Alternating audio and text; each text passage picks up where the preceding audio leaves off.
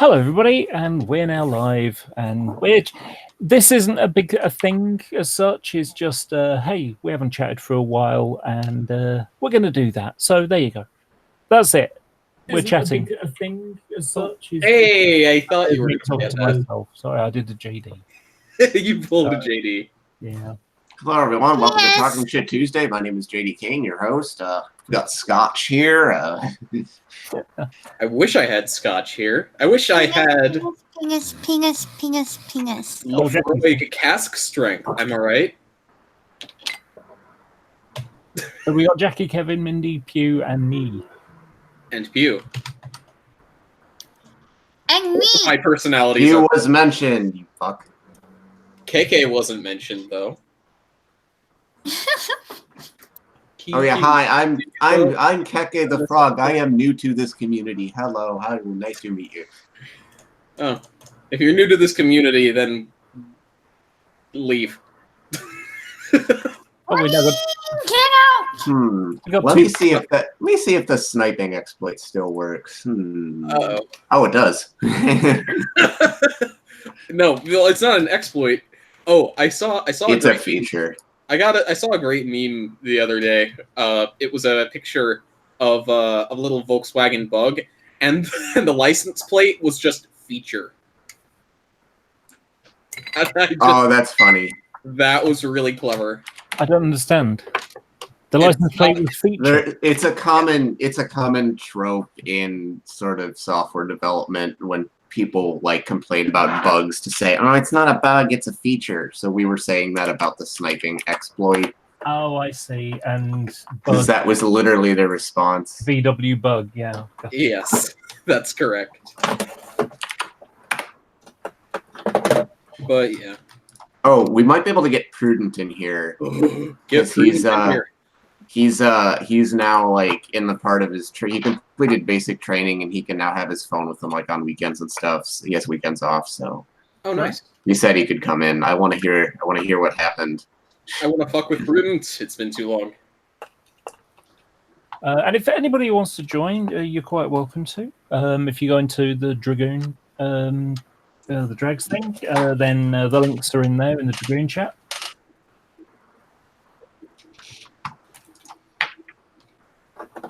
And if anyone plays Rust, you should hit me up. Anyway. I kind of want spaghetti or mac and cheese. I don't know which one situation. Well, yeah, for that reason I would recommend spaghetti, and for the infinitely more important reason that it's hard to have Mouty's red gravy with mac and cheese. You made Kevin make it one. You should do it again. Sorry? Well, didn't someone do a song about macaroni? But hey, macaroni, hi. Hey, that's Macarena. That's the Macarena. You've still got the jokes. Yeah. Got the jokes. Oh, kill me anyway. But Laura's still making dad jokes.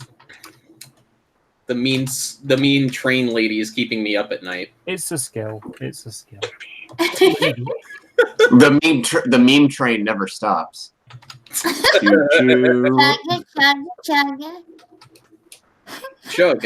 Chug. Just like last night, right, Jackie? Or are we not going to talk about it? No. We're not going to discuss that? No, we're not talking about it. Shut up, Pew. Oh, okay. I'm not going to talk about how drunk you got last red. No. Okay. All right. Allegedly, of course. Allegedly. Remember that. For a couple more... Actually, for like a month and a half, it'll be allegedly. So there's that. Did anybody catch Hogtie's most recent stream? Yeah, I think so. Wasn't it one where he was talking to Baptist number? I forget what the numbers were. Yeah. Yeah, I saw that. Mm. It was really bad because his arguments were awful. Well, I mean, he was a more pleasant pre-supper, but he was still a pre-supper. Oh yeah. So like, we heard a lot of things that we're used to hearing, but it was refreshingly pleasant, I guess I would say. It didn't have the sort of Jerk off. I'm gonna pwn you sort of a Hmm. tone to it. Well, I mean, it was a hog tie hangout. What can I say? Like, that's what I tend to expect from him is, more civility. But I don't know how much of it. I don't know how much of it you watched, but one of the things that really got me, and it's a thing that always really gets me, is when the guy started going into, historically, like if you look at the development of Western science, it couldn't have happened without Christianity, and it was done entirely under the stewardship of Christian thought and used Christian presuppositions. Oh, for fuck's sake. Except for those Chinese. Yeah, except for And the Islamic Golden Yeah. Age. Yeah, and the Yeah, Japanese. Dark Matter has a really good video about that whole argument called The Theft of Our Values. That's, I've been told, has some historical issues to it, but overall is a pretty good debunk of the whole allegation that, and science wouldn't have happened without Christianity, and it's all like Christianity trying to take credit for the scientific revolution, which is nonsense. Well, it's not only that.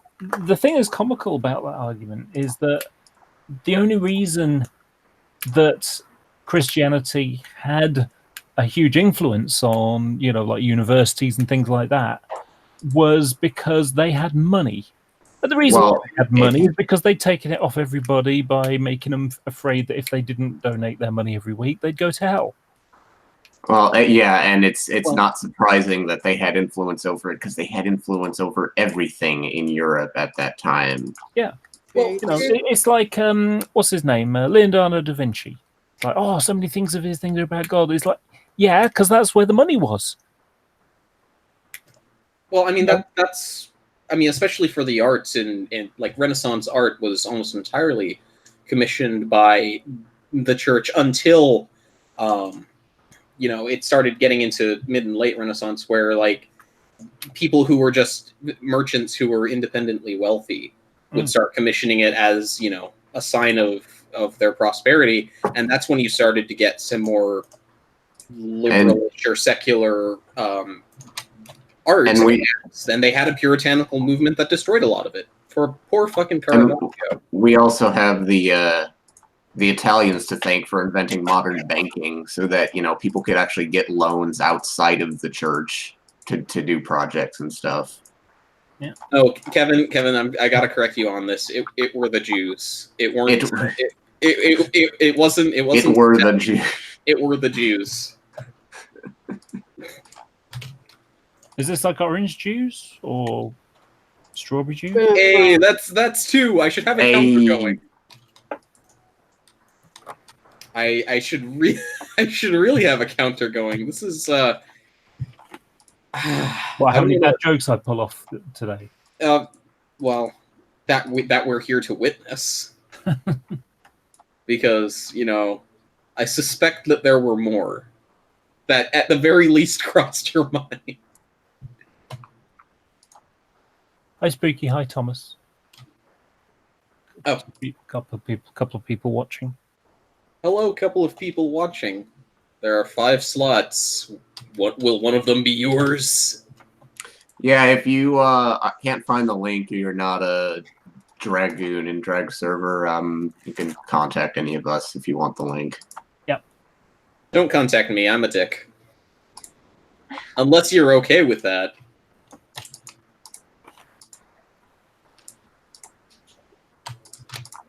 But I mean, what was funny is about a third of the way into Hogtie's thing, he said, "Yeah, you know what? I think we're gonna end this soon because I don't like this whole 4-hour hangout thing," and it ended up being 3.5 hours. So that was pretty good. I mean, lots to talk about, and I like that stuff. That's what I want to see more of. I mean, it's painful, right? Like, it's not necessarily even specifically presup, because frankly, that's tiring if you've dealt with it before. But just finding new things to groan at is at least in itself worthwhile. In and of itself, excuse me. Yeah, I said something on TST the other day about how you have to remember the psychology of the pre-supper, that they already believe. They didn't start, and Hogtie said something along these lines. The guy didn't start, not Hogtie, the other guy, the Baptist. He didn't start by not knowing God existed and then, starting with God. No, he already believed. And he, I think they know they can't justify their belief system. So they have to find a way to make it work. And then they come across this Seitan Bruggencake guy who just says, oh, yeah, you could just assert it all. You could just assert God exists and use that as your starting position. And, and that's like, oh, can I? Oh, yeah, I can cheat. I can cheat just asserting things are the reality without demonstrating they're the reality. I think in that hangout, Hogtie, and I wish I had a timestamp to hand, but I don't. I was watching most of it on my TV while I was doing kitchen things today. But one of the great moments was when Hogtie explained why he thinks presup gets used, and it's not. It was around the time that he started asking Baptist why, like, what is the intended audience of, like, when you start talking about, the foundations of somebody's worldview, when you start entering the presup script, who is that for?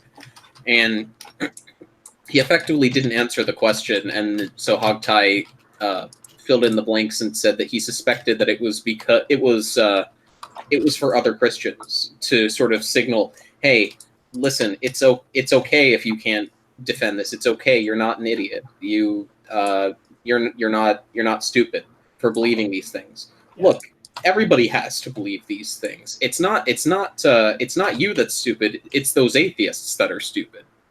Because the atheists won't admit it. Yeah. Well, right. So, like, and I think that's a fairly accurate characterization of how presup often gets used. It's what gets brought out when evidentialism has either failed or the apologist is too lazy or inexperienced to attempt it. Yeah.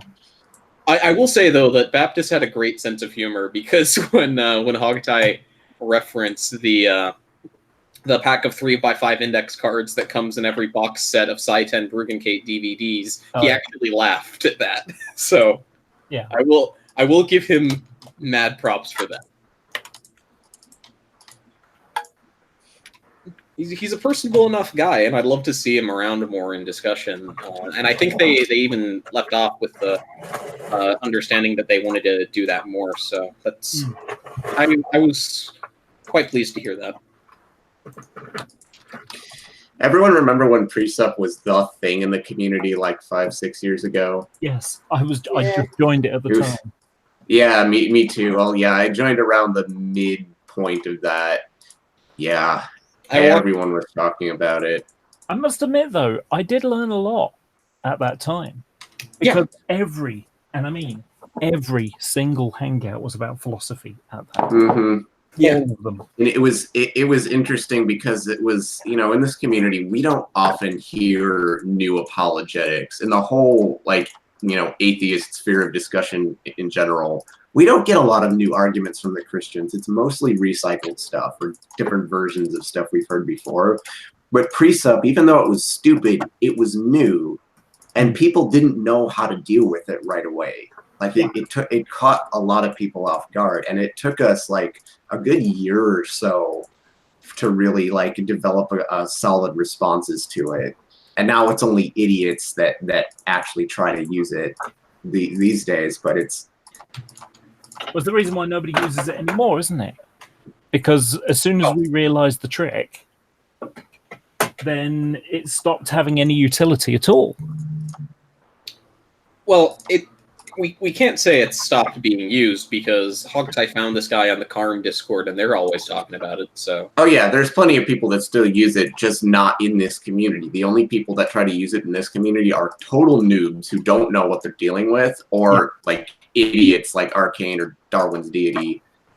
I will say that the only thing Not that even makes Arcane, me, really. Yeah. the only thing that makes me cringe more than the precept argument is listening to the floundering of people who aren't familiar with it trying to defend against it.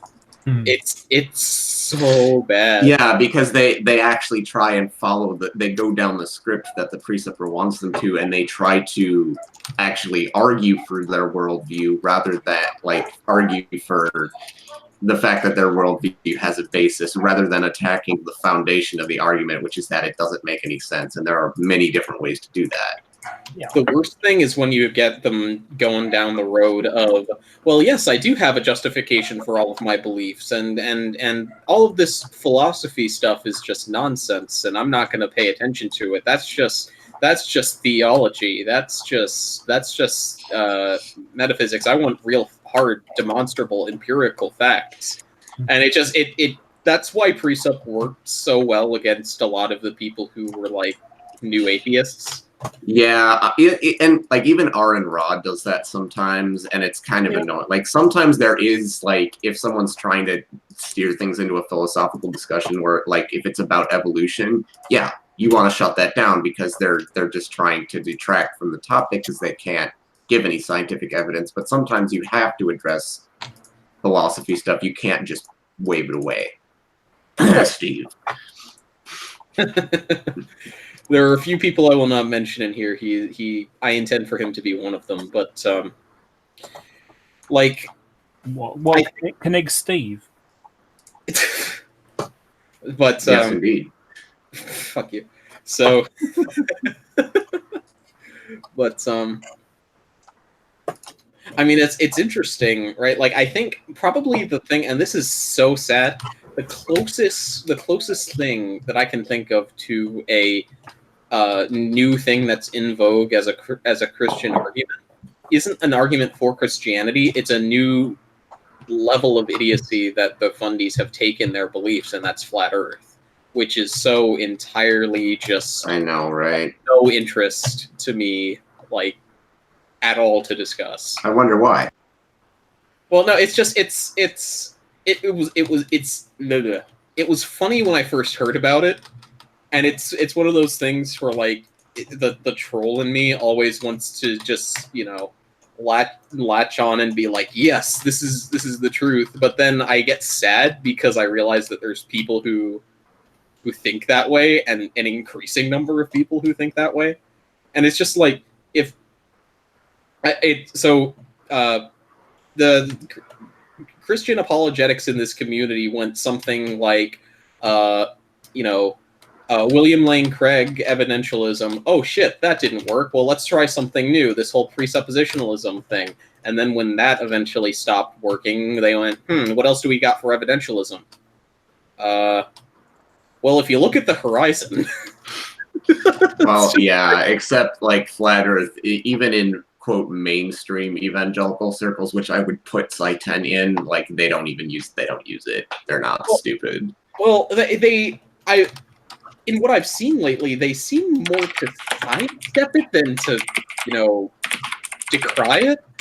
Like a lot of them will. A lot of them will be principled and will be like, there's this problem going on in the body of Christ right now, and it's this. But then those are the ones that are really, really funny to listen to, because all of the reasons they give for why one ought not believe in a flat Earth can be rightly pointed, as reasons that they shouldn't be young Earthers. And so it's like,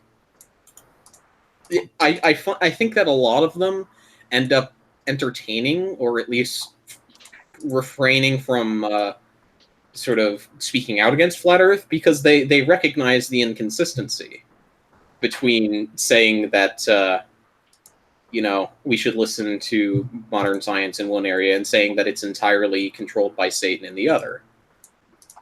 So. I think why they realize that actually, advocating for flat Earth undermines their credibility so much that they won't even go near it. Well, not universally. No, there are still fucking stupid people. Yeah, there are flat earthers near where I live. I am aware of multiple, but then again, I have, You're in Florida. Yeah, Oh my God, it's Prudent. Prudent. Hey, am I in? Yep, you're in. Yes. Okay, hold on. Time. Hey, I am back from my very long hiatus. Hell yeah. I am out of the shithole state that is known as Missouri. Thank God. Did you have your whole basic training there? Yep, Fort Leonard Wood in Missouri, straight in the heart of the Ozarks. Hate that place so much. And Thomas has joined as well. Welcome. Yeah. Did you get to try their mac and cheese while you were there? Oh, No, you're not. No, you're not allowed to have anything nice and basic. Aw. MREs. Oh yeah, you know it. Yeah. Gotta get that colon used to it. Yeah. No. Oh, the main thing everybody hated. It was like the universal feeling amongst everybody. They didn't really so much hate Fort Leonard Wood as they just hated the state of Missouri, just the weather, everything. Yeah. You kind of had a front row seat for what was a pretty crazy tornado season this year. Oh yeah. Yep. 2 a.m. we got a tornado warning. All of us had to be in the downstairs bathroom, or we call them latrines. 90 of us basically had to stuff ourselves in there. We went and retired our tornadoes this year. I'm now in Fort Gordon, which is in Georgia. That's that's because I'm a 25 Bravo. That means I'm an IT specialist. So weather's not too good here either, but it's more tolerable. Plus, I get to spend most of my time indoors. Can I ask you all a technical question? You can do it. I just noticed Kevin was saying in the outside chat that his YouTube made his. It's Hangouts. Yeah, when I came in on my main account, it showed instead of saying Kevin, it showed my email address. If you're asking if it's doing that for you, no, it just says Thomas. Okay, right on. Thanks, dude. Yeah. Yeah, I don't know what's going on with that, but I would advise anyone going into a Hangout these days to check that and make sure it's not doing that if they don't want that leaked. Kind of sad how people have to worry about such things. I don't use Google for much. I don't worry about people having my email. I mean, here it is. It's SkylarFictionShow@gmail.com. So feel free to send all your porn to that. I'm sure he'll be happy with that. Yeah, if anyone wants to send me malware or anything, it's watchforthestorm@gmail.com. Yeah, send all your ransomware and your EPeen enlarger adverts there. That's another one. EPeen enlarger. Yeah, that's interesting. It's called EPeen enlarger. That's called buying subs. Oh, hey, is Jackie there? No, she's yes. Oh, she. Okay. Sorry, I thought she'd gone. Yeah, I was gonna say, had you been in the training company I was at, you would have hated the drill sergeants there because this is why I know this. I was reminded of you a little bit because you would not have taken well to this. Is that because he was shouting and you felt like bursting into tears? No. So there was one drill sergeant who used to be an infantryman. So he did urban combat shit, right? And he explained that there was a few nights where you're in a nighttime operation, you can't afford to give away your position. And one thing that gives away your position is barking dogs. So take a guess at what they did. Yeah. I thought that was the police's job to shoot dogs. Yeah. Oh no, he explained to me he shot 11, 12 dogs in one night. Shuffle. Yeah, agreed. I know. First thing I hear about that, it's like, ooh. Have So you, anyway, hold on. Have you seen the new docudrama series Chernobyl? I only heard about I it. intend to. Okay, watch that because unfortunately it's relevant to that conversation. It'll make you hate communism even more. Well, not yeah. Shuffle, Prudent, have you lost your virginity yet? Oh my god! Wow. I just wanted. Well, I've been training right now. 3 things I'm not allowed to do. I'm not allowed to drink alcohol. I'm not allowed to smoke tobacco, and I'm not allowed to engage in sexual intercourse. Like I'm actually forbidden from doing those things. So basically the same as you have been for the last 20 odd years. Hold on. You mean you're forbidden from allowing your commanding officer to find out about those things? Oh, that's another thing. Yeah, that's another one. That's a better way to put it. The most important part. So basically, what's happened here is you've done the military version of joining the Catholic priesthood. Well, I can do all. No, if I cast drink. Nope, I'm stuck here until October. As long as I pass my. And just hoping that the Marine Sergeant has been having some recently because he might want yours. Hey, pretty much. What was the other thing that they did? Oh yeah, one of the cadences was a song about clubbing baby seals to death. Oh come on! That was the other thing. I don't want to hear about this. Yeah. Okay, I thought that's a Canadian thing. Oh no. Way up north where the ice is cold, ain't got no money, ain't got no gold. It's how I make my living, clubbing the baby seals. I'm not going to sing anymore because it gets even more messed up. Hey, the seal population does need to be controlled. Just saying. Well, yeah. The bear population needs to be controlled, and I intend to do my part. Oh my god. We need to get Shar and Jordy in here. Oh, well, yeah, we should bring Shar in for that. We were in an off-air, or we were in the Discord like a week ago. We were all playing Minecraft on a private server, and Pew and me and Jackie and Shar and Jordy were in there. And Pew was talking about how he wanted the gun he wanted to get, and that he wanted to use it as self-defense against bears for a trip he was going to take. And Shar, like, that's not the funny part. The funny part was Shar's reaction. Like, she just started, like cackling. Like, it was so... And Jordy was doing his chuckle laugh, too. But, like, it was like, oh, my God, the Canadians have taken over the asylum. I think Epi once told me he went seal hunting once. Apparently, that's the only way to actually take them down is to club them. Shuffle! No, you can shoot. You can shoot them.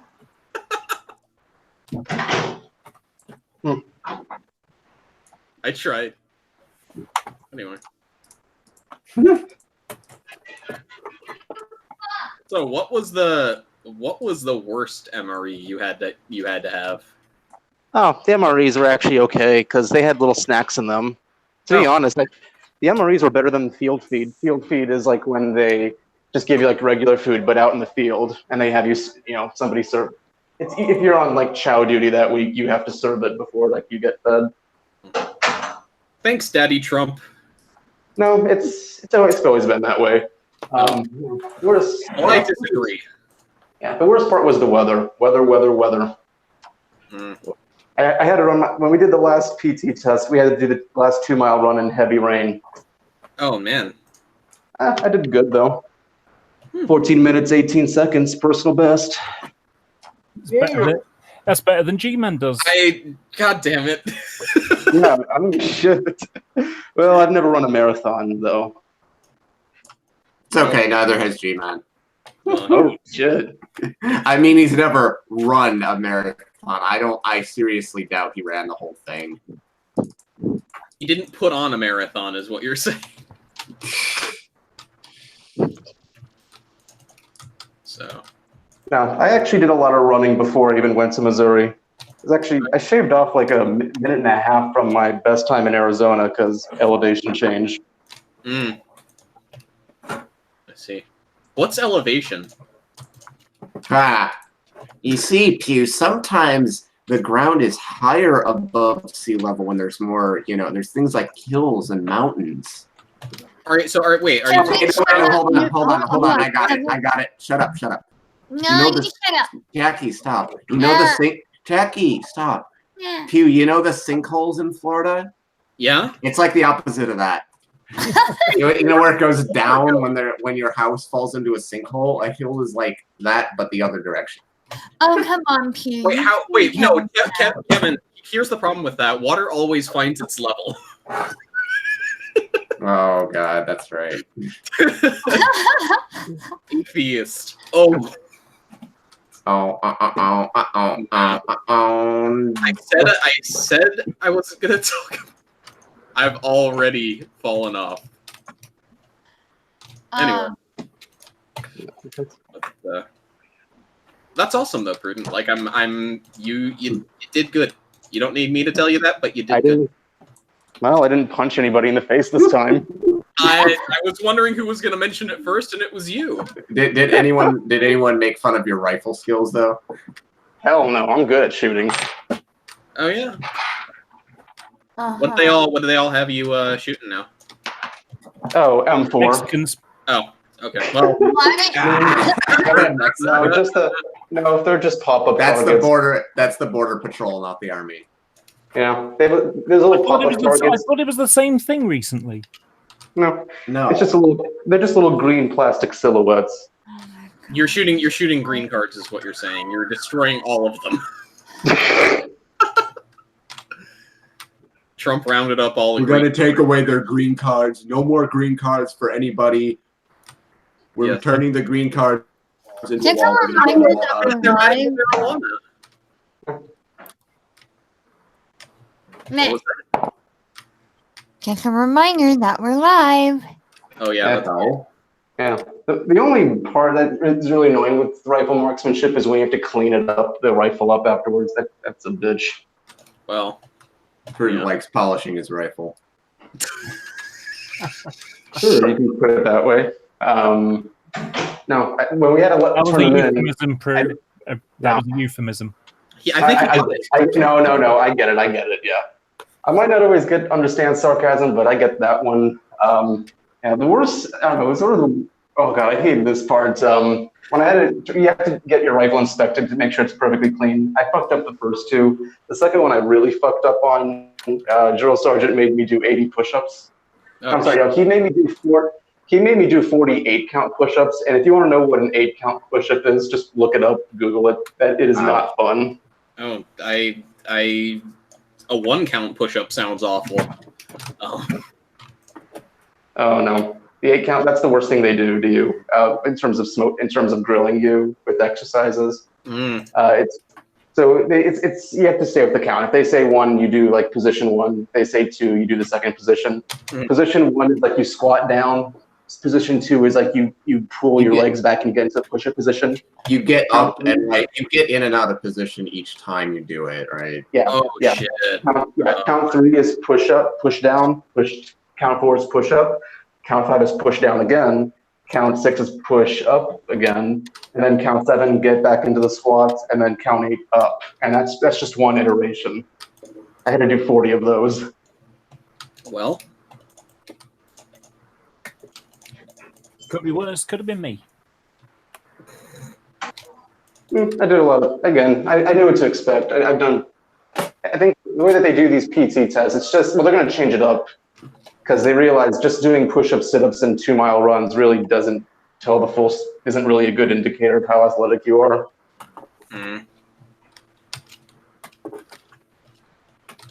Because that's all, it's only 3 parts. You just do, like they give you a score. You max out at 100, so at 100 points. So the highest you can get is 300 points. I got 247, which is okay. Oh, okay.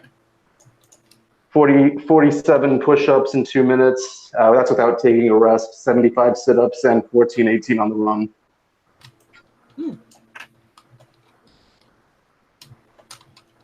Yeah, the 2-mile run is where everybody just gets cocky because like every time everybody finishes, we're always like, oh, what was your time? What was your time? Oh, I beat you. Oh, damn, you beat me by 10 seconds.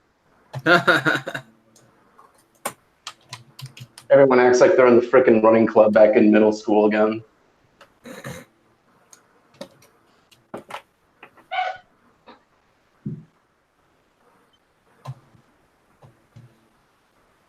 I was surprised though. There were some people who were really good at running, like who were in their 30s. Like there was one guy who was like 34. Apparently, from what I heard, he used to be a minor league baseball player. Hmm. He had his time like under 13 minutes.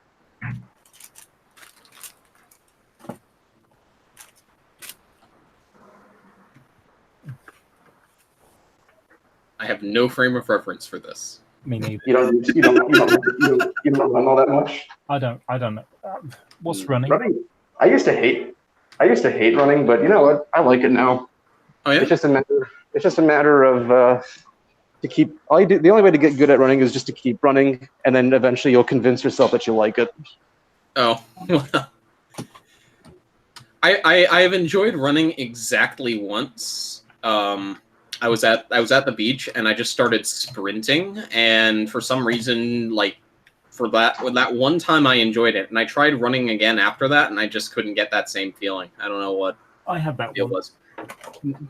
Kevin, What? I do not approve. What? I didn't do anything. No. Jackie, go slap him. What? Why? What happened?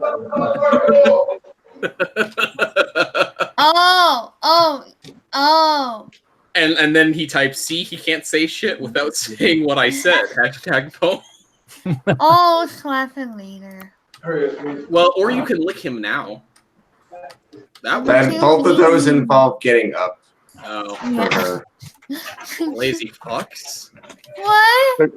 Okay, I'm gonna have to mute for a little while. I have to do a stupid hallway accountability. I hate these things, but it's required. You have to stand out in the hallway, and they just make sure that you're there. It's basically a roll call, but they have to go through hundreds of people. Hopefully, I can be back in about 10-15. I'm just gonna mute for a while. Okay. See, we wouldn't have noticed even if you didn't say anything. Now, that's the thing. Just died. Yeah. Army. I'll put it this way. There's a lot of bullshit, like just stupid bullshit what you have to do when it comes You're to in the training. military. We know there's a lot of bullshit. Yeah, I know, like, one comes it's- to the universe. yeah. It's military. It's basically 50% bullshit, 40% people trying to sell you shit you don't need, and then 10% real important shit. Mm.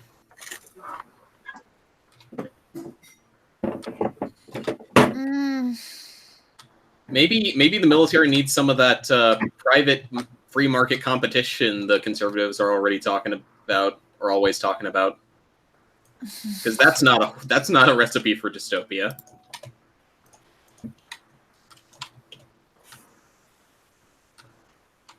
Although you did mention selling shit you don't need, that's well, I guess that counts.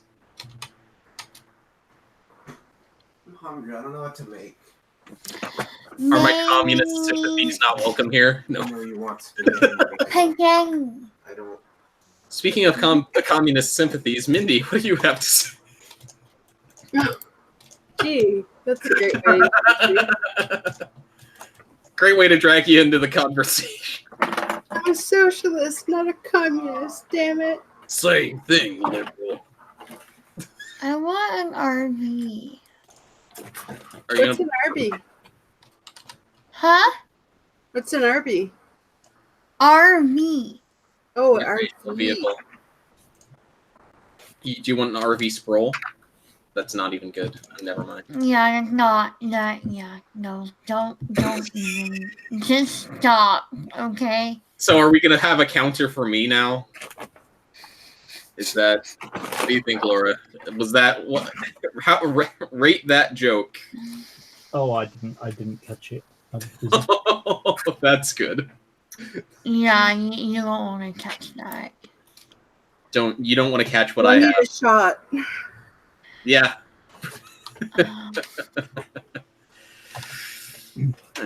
Anyway. I want to go explore the outdoors and national parks. You mentioned that you were having some wanderlust not too long ago. Oh, I'm like in a constant state of wanderlust. Well, I believe that. That's a you thing.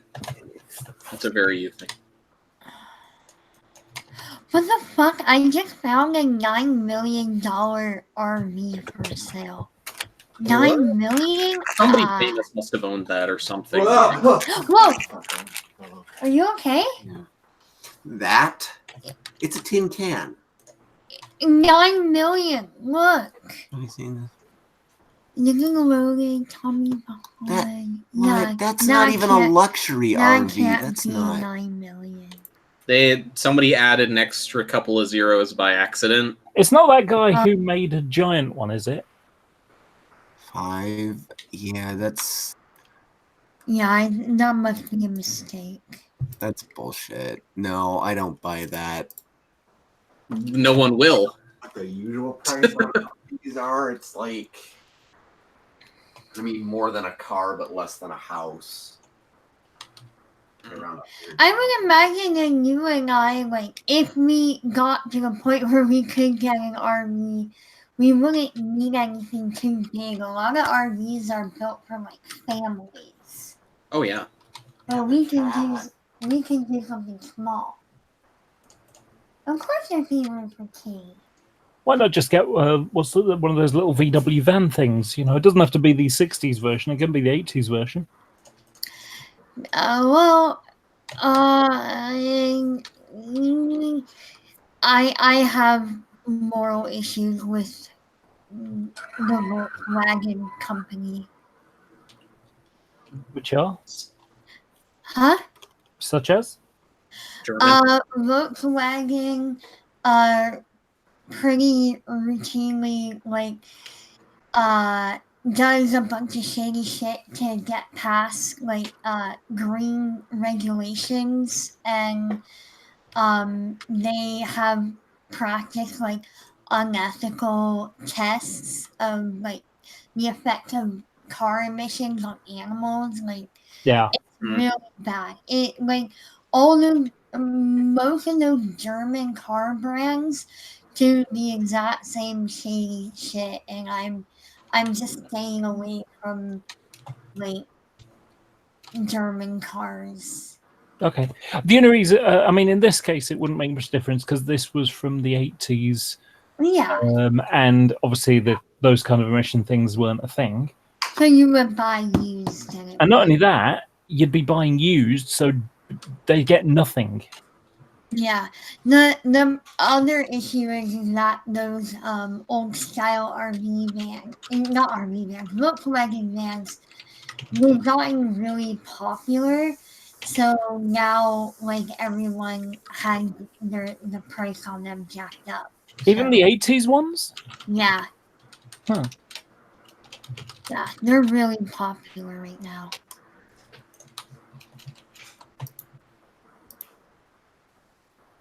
Very popular. Oh, I want an RV so bad. I just want to live in an RV. Probably can't get good internet in one. I know. I have a hard time with staying in one place for too long.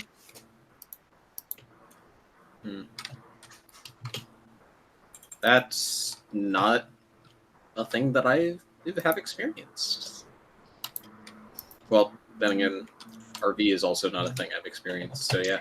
Yeah, I mean, living in Georgia for a while and then moving back to California, that helped quite a bit because I had a lot of wanderlust built up from my teenage years, but now it's really starting to get intense.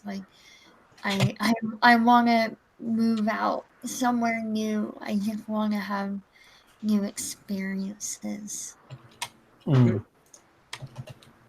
know, do you remember? Don't mention it if you do. But do you remember that that thing that I mentioned that a relative of mine could get us to do when you come to Florida. Oh, yeah.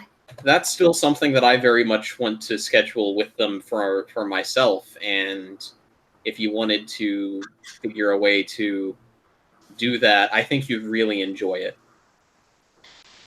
You know, if that is really a thing and we really want to do that, I would imagine that we would probably fly directly to that area and not into where you are, Mhm. and then meet you there.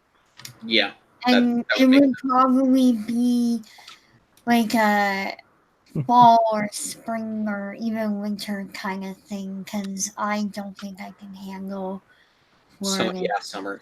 Yeah, honestly, like, Well, trying to, not fall because that's hurricane season. well, that's true, and you don't want to be there during. That's probably that. You know, if I know that I'm going to be doing that fun thing that we're talking about, and I know like really, really far in advance, I could probably figure out a way to get down there in the spring, like next spring in a year. I would just, you know, the only thing is college. That's the only thing that makes spring be a thing. Or like, you know, it may, depending on when in the spring, it may Isn't be there such thing as a spring break? Does that exist anymore? Well, you know what? We'd have to see if Kevin's spring break and mine match up. Oh. And if by some miracle they do, then that. I mean, sorry.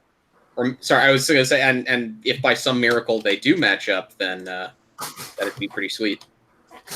But then there's also like early January, because it's still warm down there, like in the winter. And you have to deal with slightly fewer reptiles. Slightly. Like I feel like that is a place you go to on like a winter vacation to get away from snow or whatnot. Like, don't people go down there like literally in the middle of January to get away from? They're called snowbirds. Yeah, like snowbird thing. See, I don't know anything about that because I already live in a warm temperature region, but I know that that area is even more like hot and humid and obnoxious. It's been getting up to like 95, 96 here daily, and like humidity at I don't even know. It's been high though. I can just tell. I've not even looked at the weather forecast for humidity, but I can just feel how muggy it is. We've got 93% humidity right here in Manchester. Well, you live on an island nation. I'm not exactly, you know. It was 10 degrees here today. Oh. Yeah, it's 10 degrees here in Celsius. That is. Yeah. Fair enough. Incorrect units. 48 in your weird one. In freedom units, that's the only acceptable thing in this hangout right now. I declare it to be the case. Oh well, I can always make you leave. Well, anyone can. Remember that feature we were talking about earlier? Well, God saved the queen and stuff. Oh, Am I allowed to stay? I don't even say that. I totally. Fuck the queen. Oh, what? I don't say that either. I feel neutral about the queen. Yeah, me too. Anyway, continue. Oh, there we go. Oh, my mom just came back from somewhere called Palm Beach. Oh. Somewhere called Palm Beach, Yeah. really? Come on, Jack. Yeah, she was in Florida. Oof. And I guess she's like interested in moving to Palm Beach. Have her. Well, I mean, it would depend on the reason why, but have her. If it's like a retirement thing, look at somewhere around Flagler because it's really nice out there if you're into nature and whatnot. I don't know a lot. Well, I know where Palm Beach is, but I don't know a Where lot. rich people live. Where Rush Really? Limbaugh lives. Yes. It's Is where it- Rush Limbaugh lives. People ask, is where Rush Limbaugh lives? Yeah. He has a mansion in Palm Beach on that strip of land. Fucking- That's where all this- the fucks live. Oh, I should This- probably definitely not tell my grandmother that. She would start fangirling. I would get.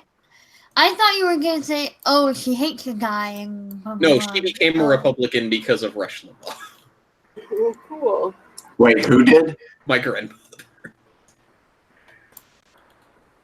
Your grandfather did? Oh, that's Grandmother. where the logo is. Like they literally.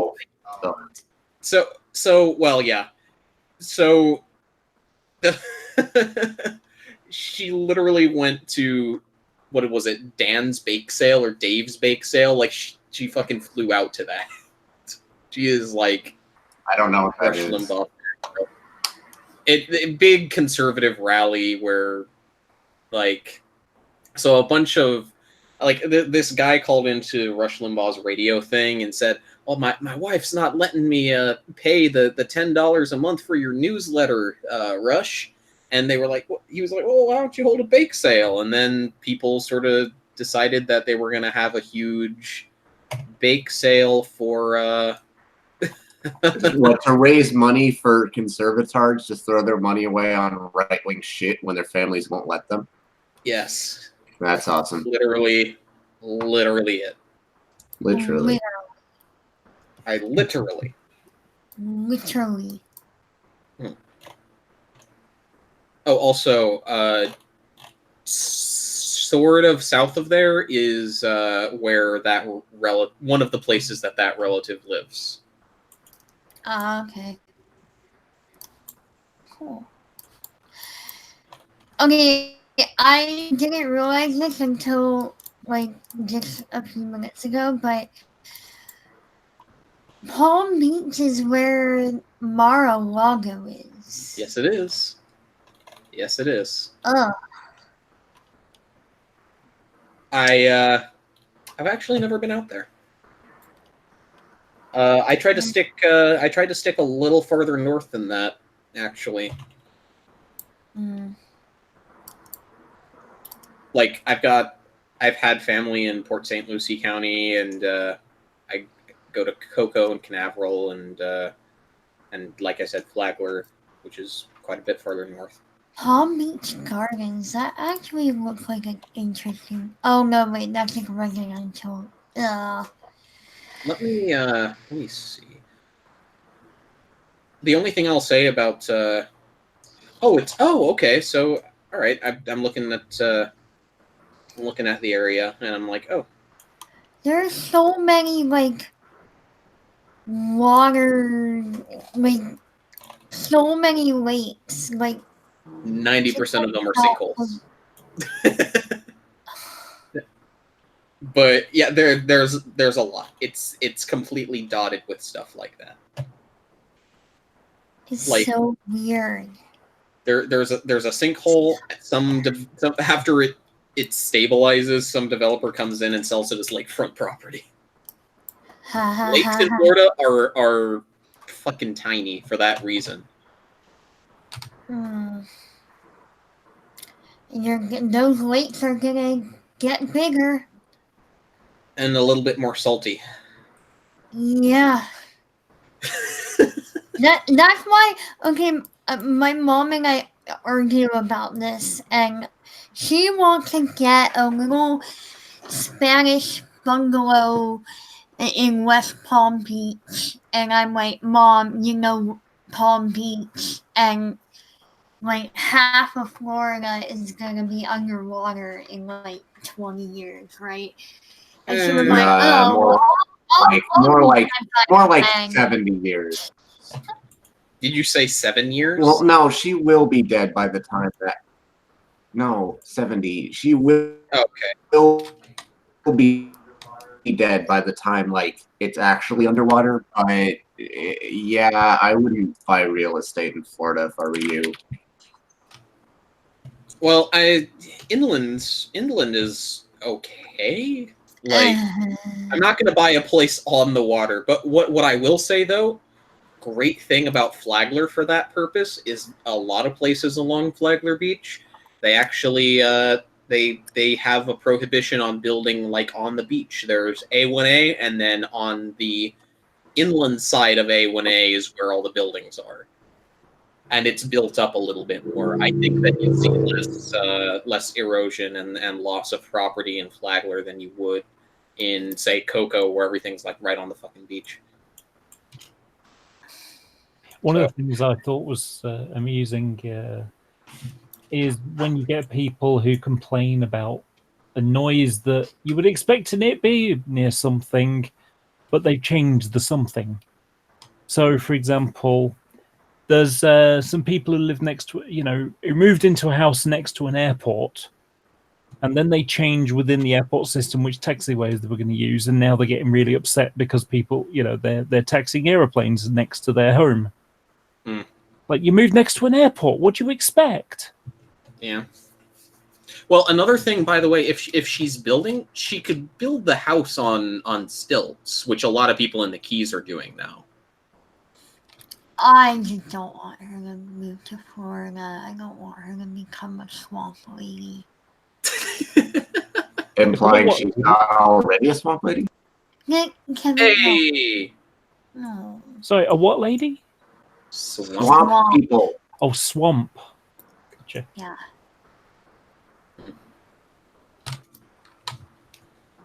Now, can we send your dad there instead? He'd fit in much better.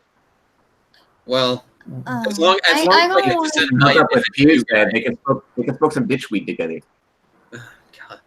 I don't want to talk about my parents like that on live. I'm starting to feel a little that way myself. I was gonna leave it at as long as I can send my dad to you guys, but Hey, I got something for you. So I was just skimming through some pictures on my computer, and I found this, which I thought was a funny one. Sorry, not in service. PMT. It's just that it's Pennine Metropolitan Transport, but I remember one of those, because they operate in my area, or they used to anyway, and it was driven by a rather angry-looking lady driver. And right above right underneath it, it's got PMT. I just thought that was comical. Anyway. Well, I've been in here for about an hour and a half. I'm actually going to take off here because I need to do stuff. So it's nice talking to y'all. He means masturbate. Well, I mean... Didn't deny it. Well, I do other things, Laura. I do other things than that. like shoot bears. Anyway, I'm gonna head out. So thanks for having me. Bye. Ree, gonna get a fat Ree first. P.S. Oh well, that works. Bye. Bye. I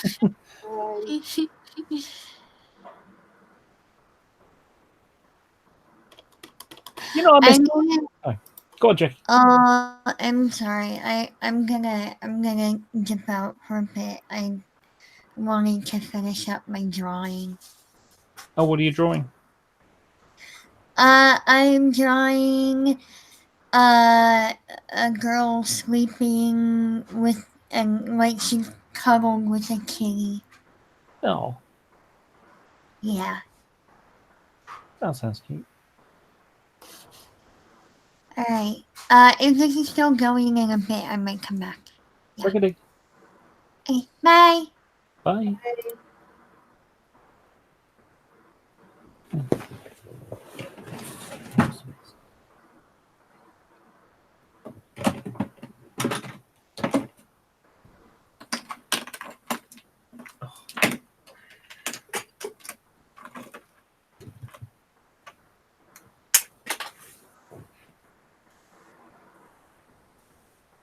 I've been trying to organise things here. My makeup started spilling out of one drawer, so I put it in the next one down, which is bigger still.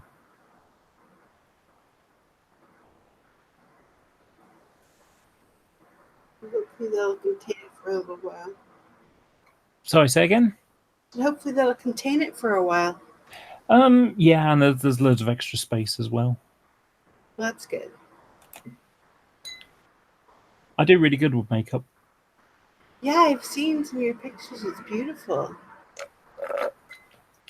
Well, I think it's the previous video to this one is me showing people how to do my makeup. Oh, I have to take a look then. Did you see girl light for a second. Did you see Jeffree Star's reveal of the Jawbreaker palette? I don't even know what that is. He's a makeup guru. All right, no. Okay, well, you should look for it because it's 24 shades. It's a beautiful makeup palette. Right. I bought a couple of new ones recently. Oh. Just eyeshadow type ones. Yeah. I got a full range. I got a full rainbow now. Sounds nice.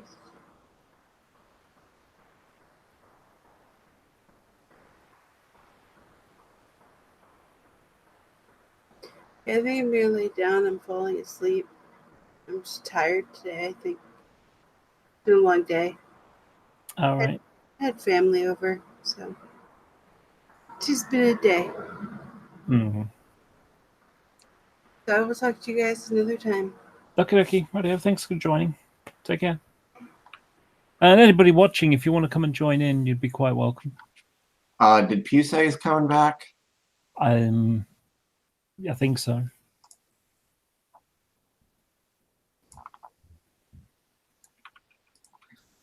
Okay.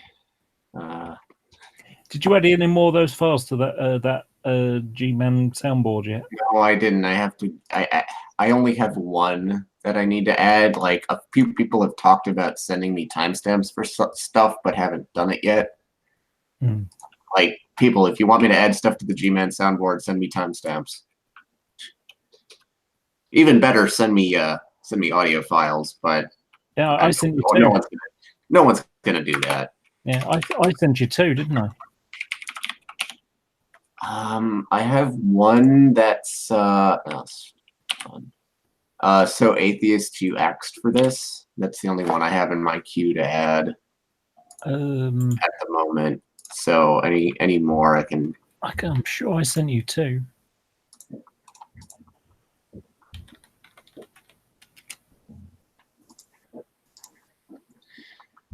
I need to. My Big Idea. I might have listened to one of them and decided it didn't really fit. All right.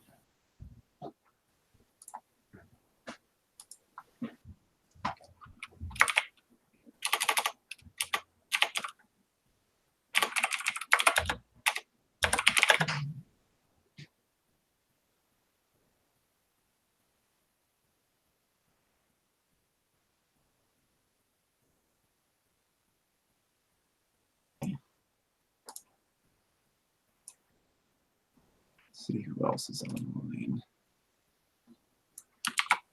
Kind of weird that on a Saturday night everybody's busy. Oh, someone said Mr. Atheist is streaming right now, and there's a few other YouTubers we're competing with. Whatever. All right.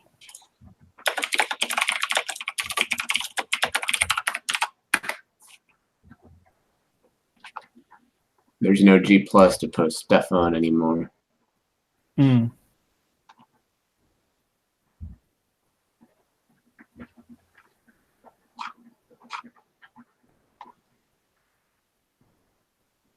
Yeah, there's not many people around. I might just start announcing stuff like on Facebook, but restrict it to my list for. I have a great debate list. Hmm.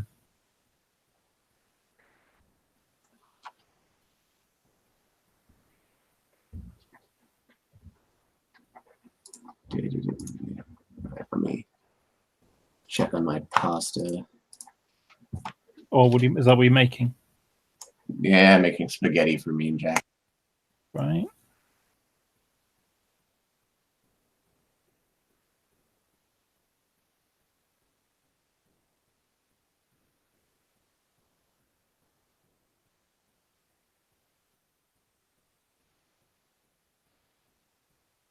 I had toast earlier.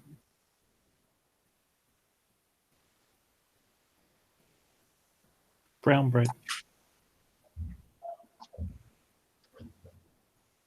And then I had the other half of a meal that I made. Because I've been losing weight.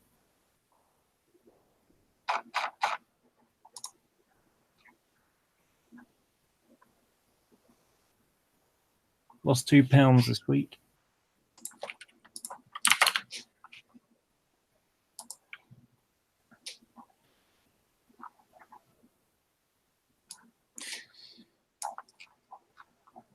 Oh, there's the modern day debate channel is streaming right now too, so a lot of people might be over there.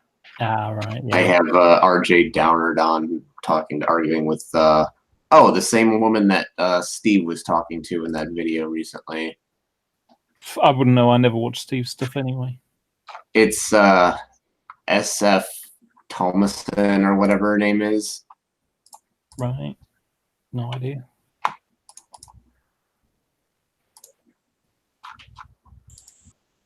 No, she's a creationist, like Christian apologist, and Steve went on her channel like yesterday and did a video like why Steve McRae is the most controversial non-believer on the internet. And we were all like, "Oh my gosh, it's a cringe fest. It's the same shit. So did he make a video saying that, or no? This is on her channel. She had him on her. I'll put it in the sidebar. I don't want to end up talking about this too much, but let's see here. But she was saying he's controversial.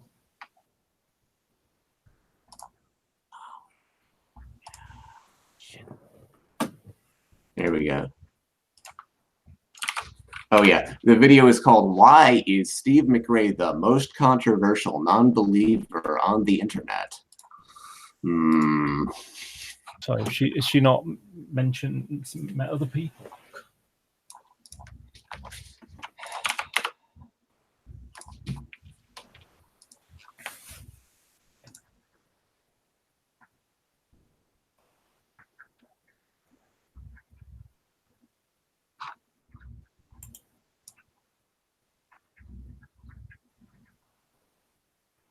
Oh look, the comment I left on that video is deleted. How nice.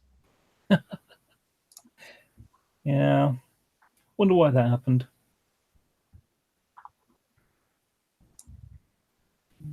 So is this what Steve does now? He goes around poisoning the well as well? Pretty much.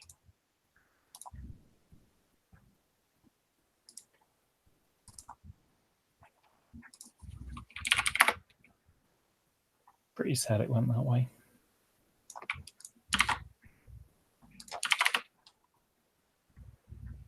Hey, No, Renee, you want to come in? He's active on Twitter these days mostly, and he's gotten himself into trouble with a number of people there.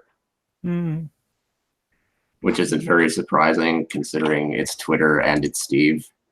Yeah. Well, I know we got blocked by Aaron and Matt Dillahunty. That was a while back.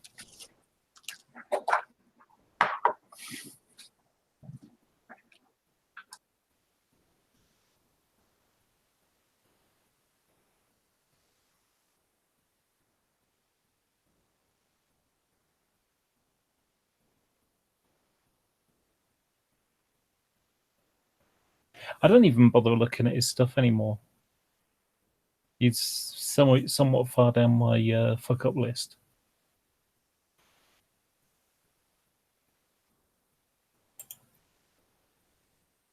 Because I don't subscribe to any of those people. So I've just got bookmarks the old-fashioned way.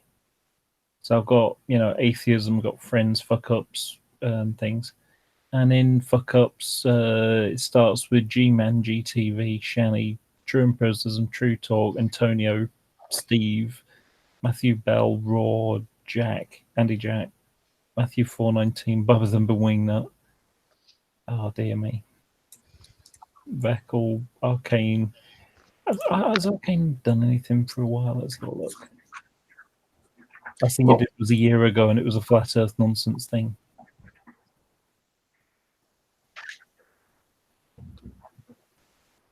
Well, those guys, the Wingnut and Matt 419, are all now have their own corner of the internet.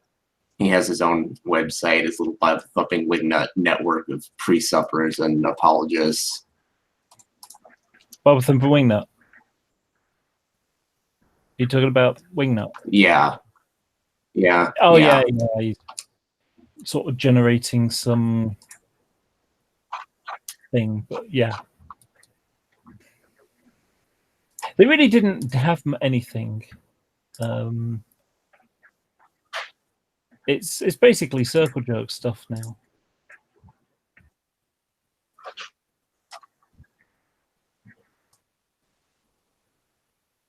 At least they're kind of finding their feet since Slick left. But for a while, they really had nothing.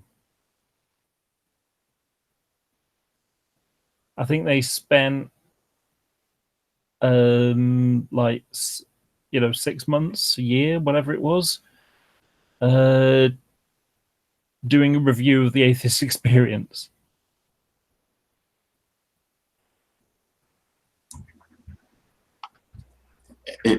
What? That's what. Okay. Bob Thumping, that's all they did for a year, or near enough. They just watch the Atheist Experience and do a review of it.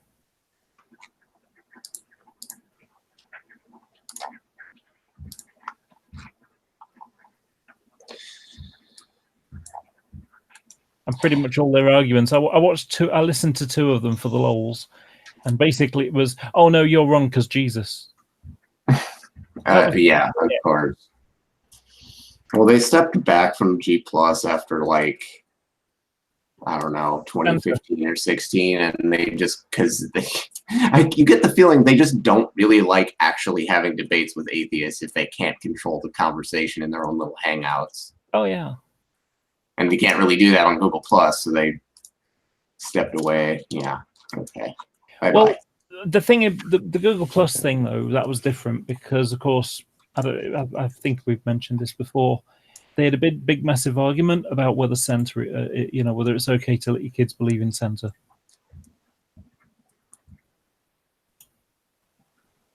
Did you know about that one? No, but that's funny. So they used to have a G Plus group called the Council of Google Plus. Yeah, I know. Yeah, that's the name they go under. And I sort of got in contact with them because they're using some logos and things like that from Games Workshop. And Games Workshop are kind of bit they like to sue people for using their copyrighted stuff. They're known for it.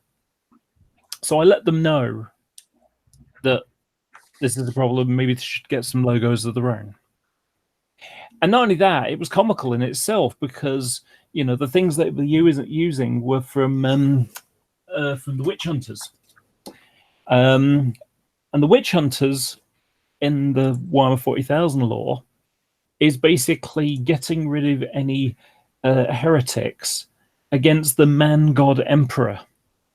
So the emperor of mankind. So it's not Jesus and it's not God, it's a man god. It would be like, I don't know,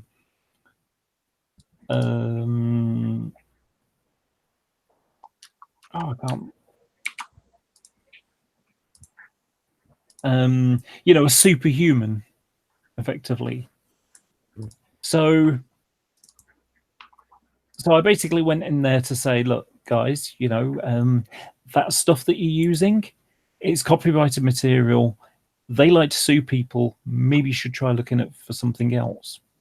And they're like, oh no, it's not a problem, that kind of stuff. I said, really, seriously. And so they invited me into their group, and I never left. Hmm. And so what? Is this a Facebook group or was it a G+? It was a G+ group. Okay. So what happened was they had this big, massive row. And this is where Slick and Rappaport went one way, and Bob the Wingnut and his buddies went another way.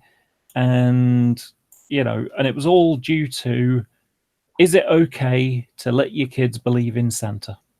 Oh my God. That's funny. And they had such a disagreement over it. Oh my They God. split up. It's the same thing. First of all, I was just gonna say that if it were me, I would have let the Games Workshop people know that they're using the copyrighted material first rather than the other way around.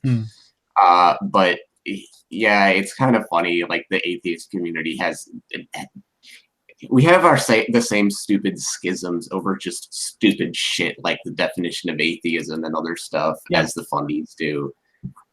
It's a non-issue. Yeah, is it okay to let your kids believe in Santa? That's such a non-issue unless you're a fundamentalist who obsesses about like everything that could possibly be like run afoul of quote scripture.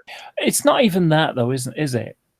I think a lot of the time it's I need to be, I'm in a part of this group and I need to be as orthodox as possible, or ultra orthodox as possible. No, in fact, ultra orthodox. Yeah, that's better. It has to be absolutely orthodox in order for it to be a proper Christian. And so they kind of lost their shit over it. So it was comical to watch it happen. To watch people just get pissy about nothing. About Santa. I mean, the irony of it is that, we would make, we would talk about Santa in joke form, effectively, to explain, look, here's why your system doesn't make sense. If we use believing in Santa Claus, if we use the word faith, okay, you're going to use the word faith to believe in the God you believe in. Okay, well, how about if we swap the word faith for Santa and stuff like that? So that's where Santa, that's where we bring in Santa every now and again. But the fact that they had a big, massive row over Santa, that's hilarious.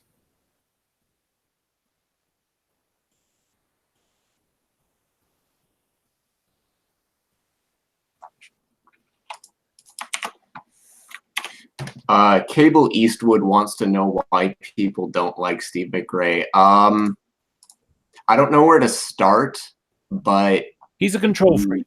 Yeah, and he lies and manipulates and misrepresents people, and yeah, I don't really want to go into it right now. Yeah. You can go to his Twitter and look at the stuff he says there, and you can probably figure it out for yourself, but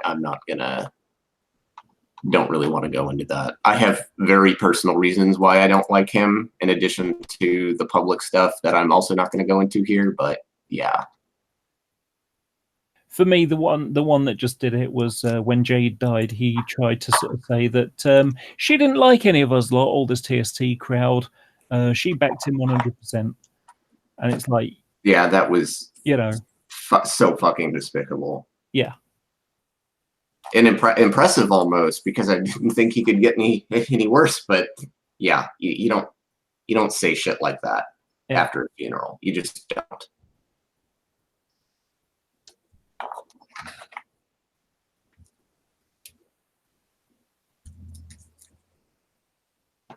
And then you have G-Men going around like, "Oh, you guys better not do this, or I'm going to talk bad about Jade again." Like it's that level of just things you don't say. I feel bad we didn't really talk about Jade much. Yeah, it's a few days ago. It was a year that Jade died.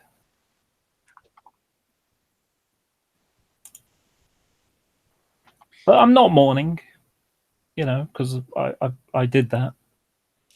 That whole day was messed up for me. I remember. I guess I'll talk about it a little bit. I got woken up by Jackie's phone buzzing. She had gotten up. She was in the other room, and her phone was ringing, and it was Deidre. Well, Deidre never calls us like that. If she wants to contact us, she'll do it, using one of the platforms we all use. But so I answered it and passed the phone to Jackie, and she started crying, and gasped, and I was like, what is it? And she said, there's a rumor going around that Jade died. I was like, what? Okay. Is this another raw situation where someone's faking shit, or is this real? And a few we got hangouts spun up and people talking, and then a few people, including Jim, actually called the sheriff's office in Santa Cruz County, or in Santa Cruz, and got confirmation. Yeah. And then I spun up a massive hangout using one of the corporate accounts, and we got 25 people in it. At one point, that was a little out of control. Fiona phoned me and told me.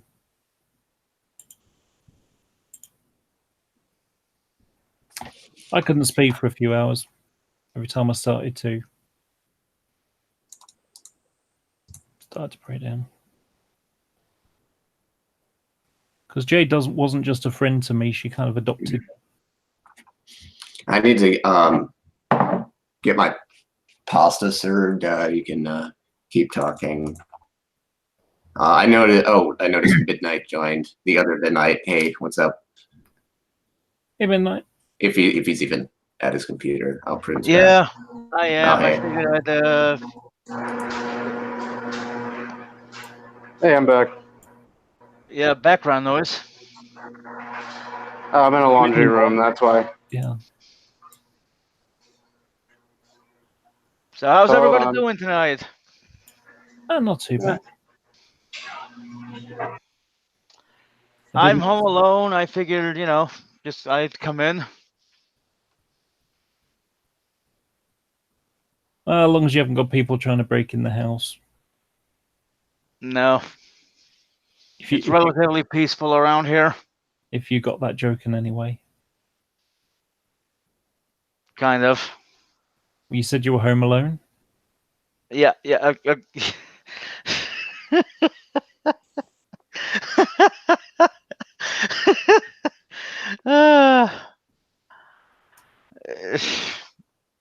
That's funny. I didn't think it was that funny.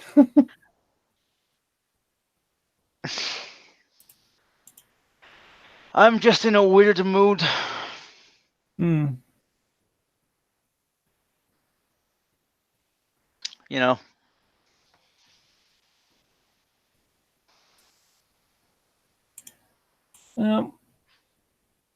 I've been doing pretty well. I had a counselling session this week.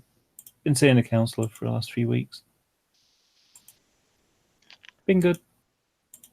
Yeah. Been seeing a therapist these past few months. Sort of helped. I have 4 more sessions with him. Funnily enough, I think I've got 4 with mine.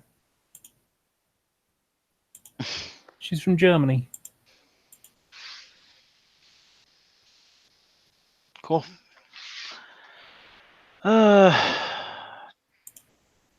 What to do?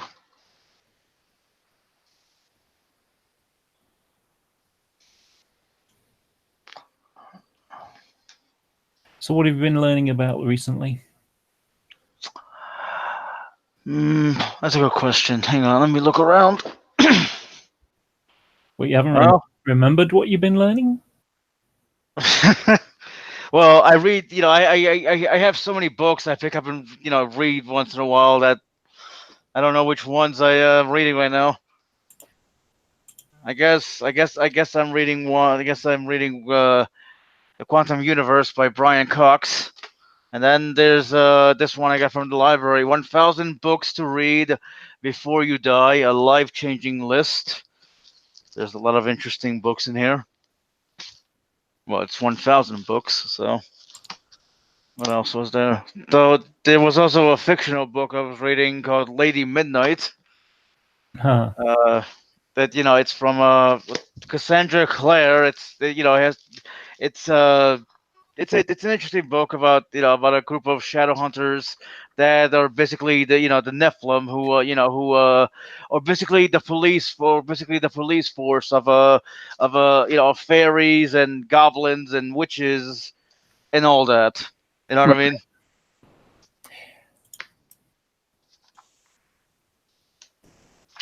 I don't know if this appeals to you. Have you ever read The Chrysalids by John Wyndham?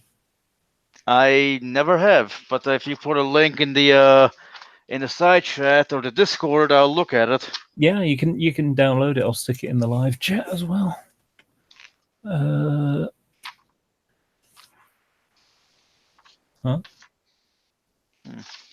Right. Desert Solitaire, Flatland. Okay. Gotta finish reading that. Things Fall Apart, My Dog Tulip. Oh, for some reason it doesn't like it. The Education of Henry Adams. Okay, let's get rid of that bit. Watership Down. It still doesn't like it.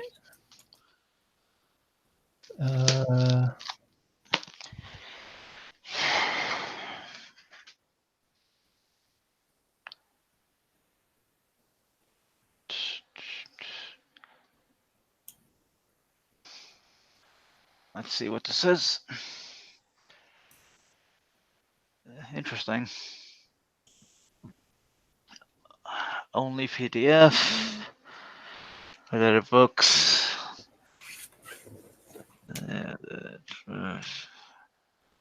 Stowaway to Mars. Interesting.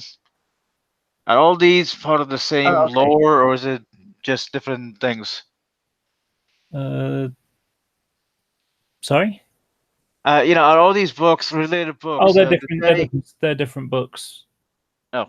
But if you look, you see where it says only PDF. That's where you can download the PDF itself. Nice. I'll have to look. I'll have to look at it later. Right now, yeah. I'd say the page is open. I'll look at it a little later. I gotta zoom in because Yeah, it's about a boy who is different and lives in the future after a nuclear war, and it's super religious. And they've got a system where if obviously, they're farmers, so it's all farming stuff now. All technology is pretty much gone. And thanks to the nuclear radiation, stuff like that, and it's going down, it's getting better. But there's still a lot of mutation going on. So if if you've got a field and they find two heads of corn or whatever on one stem, it's like, no, they burn the entire thing.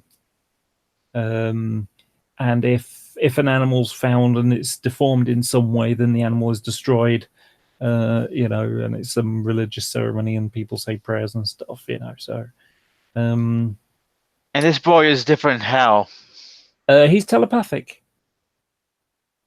I thought I thought it was something like that. It actually reminded me of an episode of Justice League, not not Justice League Unlimited, but the original Justice League where where what was it? It was Hawkgirl, Green Lantern, The Flash, and who else? I forget who else. They found themselves in a world, in a world where comic book characters came, comic book characters were actually real people. But then, as the episodes go on, it was a two-part. They found out, they found out, the little sidekick character, uh, the kid that hung around them was actually a mutated, was actually a mutated person, because there was a nuclear holocaust there, and he was mutated, and he was telepathic. He could warp reality or whatever. Yeah, it reminded me of that. God, Right. those episodes were awesome. But I I'm going miss to read it. I'm Blake. going to read a bit of it because you're making me stutter now. So, Sorry. when I was quite small, I would sometimes dream of a city, which was strange because it began before I even knew what a city was. But this city, clustered on the curve of a big blue bay, would come into my mind. I could see the streets and the buildings that lined them, the waterfront, even the boats in the harbour. Yet waking, I'd never seen the sea or a boat. And the buildings were quite unlike any I knew. The traffic in the streets was strange, carts running with no horses to pull them, and sometimes there were things in the sky, shiny fish-shaped things that were certainly not birds. Most often I would see this wonderful place by daylight, but occasionally it was by night, when the lights lay like strange glowworms along the shore, and a few of them seemed to be sparks drifting in the water or in the air. It was a beautiful, fascinating place, and once, when I was still young enough to know no better, I asked my eldest sister Mary where this lovely city could be. She shook her head and told me there was no such place, not now. But perhaps, she suggested, I could be somehow be dreaming about the times long ago. Dreams were funny things, and there was no accounting for them. So it might be that I was seeing bits of the world as it had once been, a wonderful time that the old people had lived in. That was before God had sent the tribulation. But after she went on to warn me very seriously not to mention it to anyone else, other people, as far as she knew, did not have such pictures in their heads, either sleeping or waking, so it would be unwise to mention them. That was good advice, and luckily I had sense to take it. People in our district had a sharp eye for the odd or unusual, so that it was even my left-handedness that caused slight disapproval. So at that time, for some years afterwards, I did not mention it to anyone. Indeed, I almost forgot about it, for as I grew older and the dreams came less frequently, and then very rarely. But the advice stuck. Without it, I might have mentioned the curious understanding that I had with my cousin Rosalind, and that would certainly have led us both into very grave trouble if anyone happened to believe me. Neither I nor she, I think, paid much attention to it at the time. We simply had a habit of caution. I certainly didn't feel unusual. I was a normal little boy growing up in the normal way, talking about the way taking the ways of the world around me for granted. And I kept on like that until the day I met Sophie. Even then, the difference was not immediate. It's hindsight that enables me to fix on this day when I'm my really first liking doubt this. started to germinate. Give me a second, I'm just going to have a drink. My voice is starting to crackle a bit. No, it's fine. I'm actually enjoying this. Hmm. I'm actually gonna read this now. Well, I was going to before, but you know what I mean. So, that day I'd gone off by myself, as I often did. I was, I suppose, nearly 10 years old. My next sister, Sarah, was 5 years younger, and the gap meant that I played a great deal alone. I'd made my way down this cart track to the south, along the borders of several fields until I came to a high bank, and then across the top of the bank for quite a way. The bank was no puzzle for me then. It was far too big for me to think of as a thing that men could have built, nor had it ever occurred to me to connect it with the wondrous things the old people whom I'd always heard about. It was simply a bank coming round in a wide curve and then running straight as an arrow towards the distant hills. Just a part of the world, no more to be wondered about than the river, the sky, the hills themselves. I'd often gone along the top of it, but seldom explored explored on the farther side. For some reason, I regarded the country there as foreign. Not so much hostile as outside my territory. But there was a place I discovered where the rain and running down the far side of the bank had worn a sandy gully. If one sat on that, if one sat at the start of that and gave a good push, one could go swishing down at a fine speed and finally fly a few feet through the air to land in a soft pile of sand at the bottom. I must have been there half a dozen times before, and there had never been anyone around. But on this occasion, I was picking myself up after my third descent and preparing for a fourth when a voice said, "Hello." I looked around. At first, I could not see where it came from. Then a shaking of the top twigs in a bunch of bushes caught my eye. The branches parted, and a face looked up at me. It was a small face, sunburned and clustered around by dark curls. The expression was somewhat curious, but the eyes sparkled.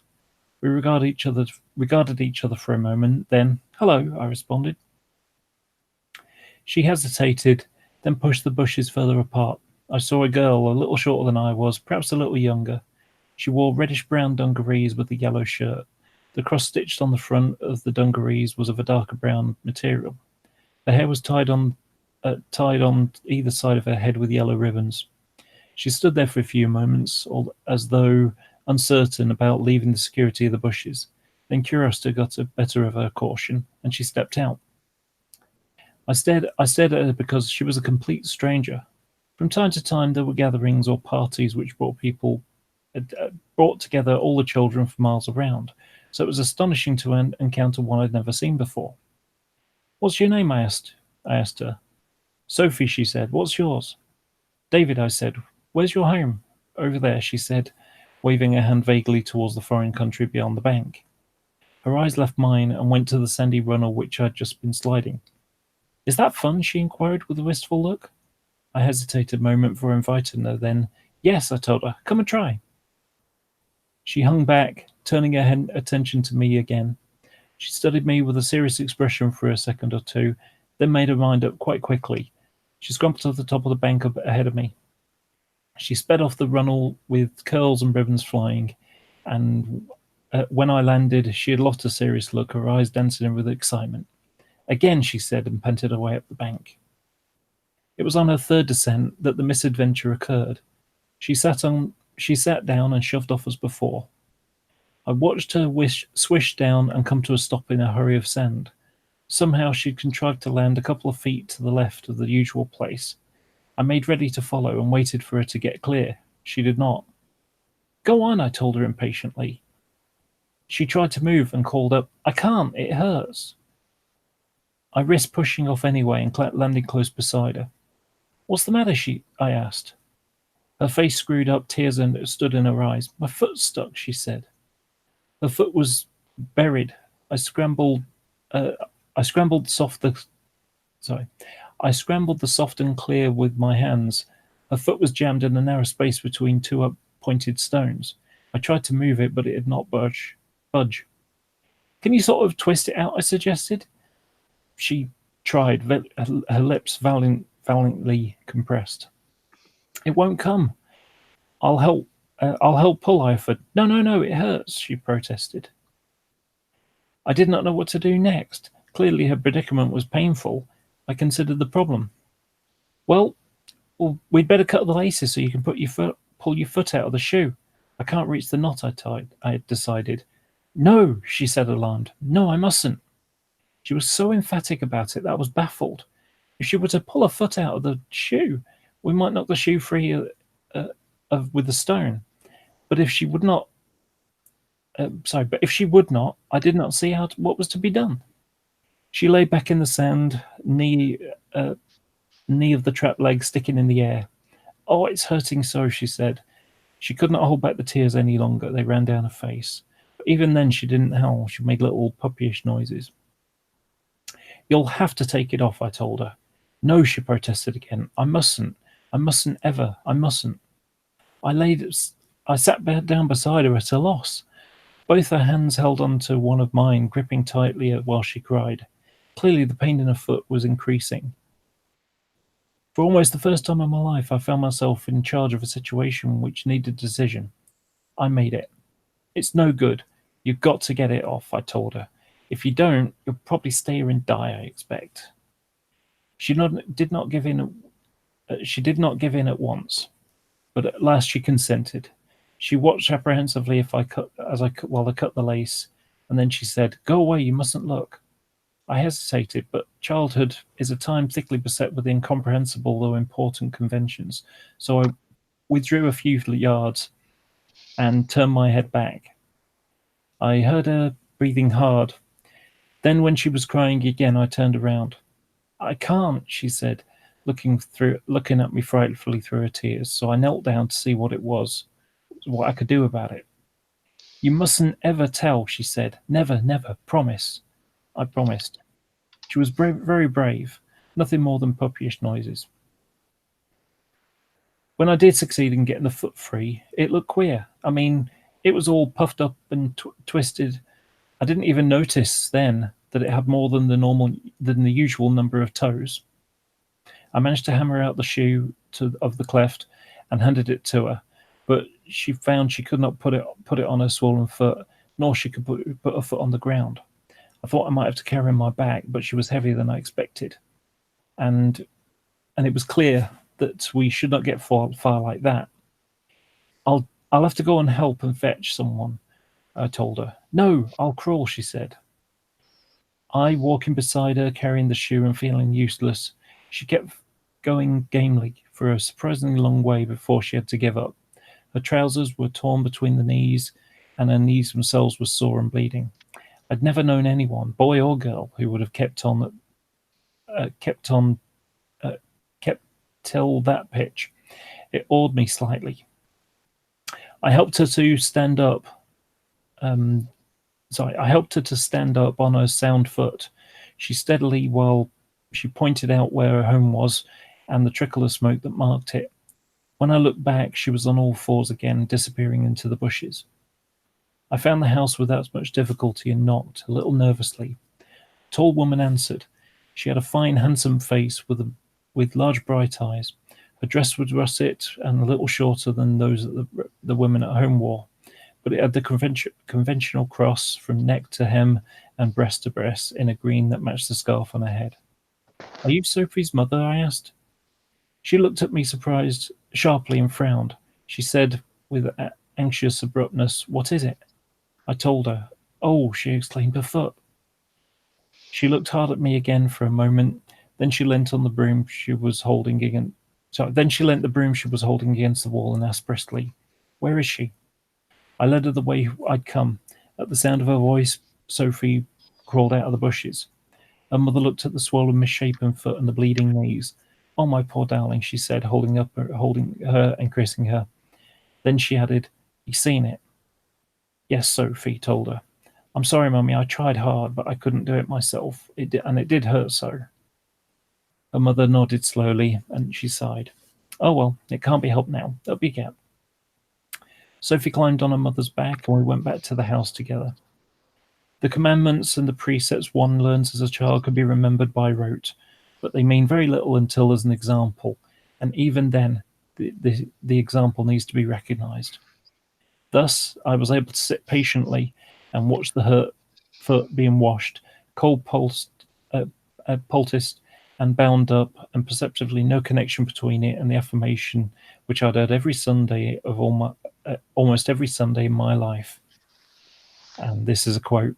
"And God created man in his own image, and God decreed that man should have one body, one head, 2 arms, 2 legs, so that each arm should be jointed at 2 places, and each hand should have 4 fingers and 1 thumb, that each finger should bear a flat fingernail, ...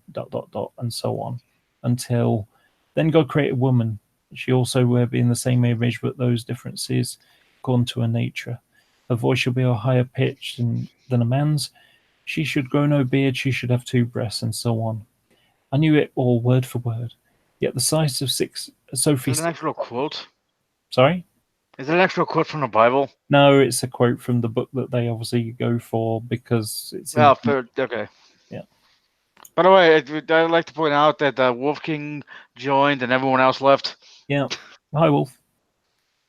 So... Hey there. So I'm reading from The Chrysalids by John Wyndham.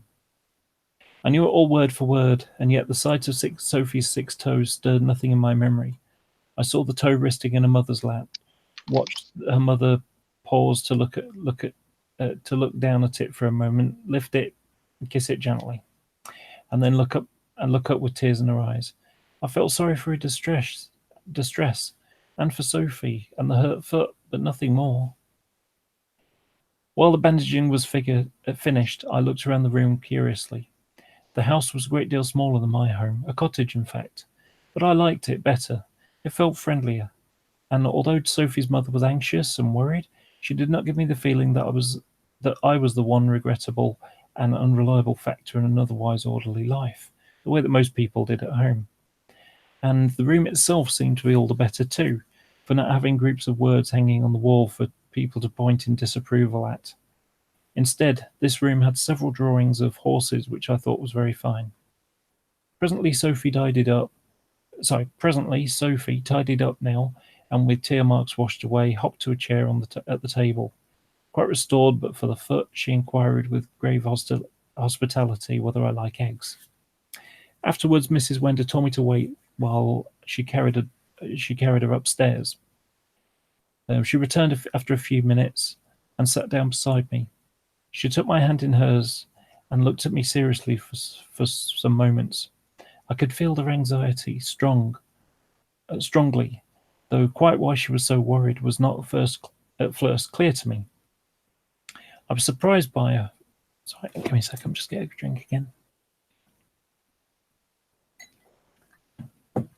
I was surprised by her, for there had been no sign before that she could think in that way.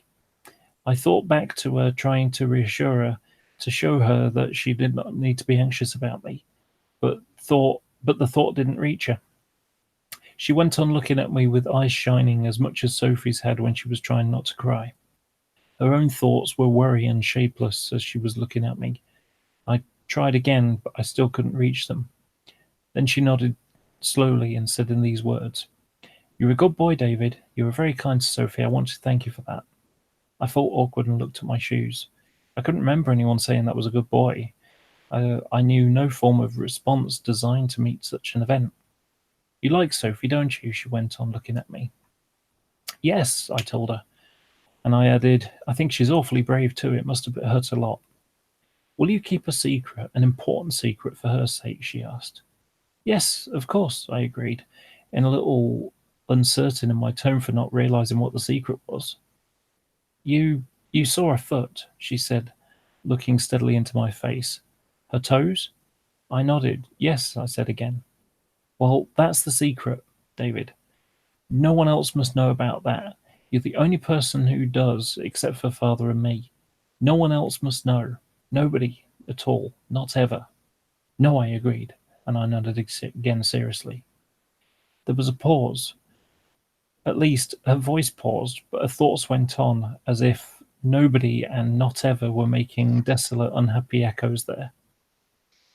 Then that changed, and she became tense and fierce and afraid inside. It was no good thinking back to her. I tried clumsily to emphasize in words what I'd meant. "Never, not anybody at all," I assured her earnestly. "It's very, very important," she insisted. "How can I explain to you?" But she really didn't need to explain. Her her urgent, tight, strong feeling of importance was very plain. Her words were far less potent. She said, "If anyone was to find out, they'd be very terribly unkind to her. We've got to see that never happens." It was as if the anxious feeling had turned into something hard, like an iron rod. "Because she has 6 toes?" I asked. "Yes. That's what nobody but us must ever know. It must be a secret between us," she repeated, driving it home. "You'll promise, David?" "I'll promise. I'll swear if you like," I offered. "The promise is enough," she told me. It was so heavy a promise that I was quite resolute to keep it, keep it completely, even from my cousin Rosalind. Though underneath, I was puzzled by its evident importance.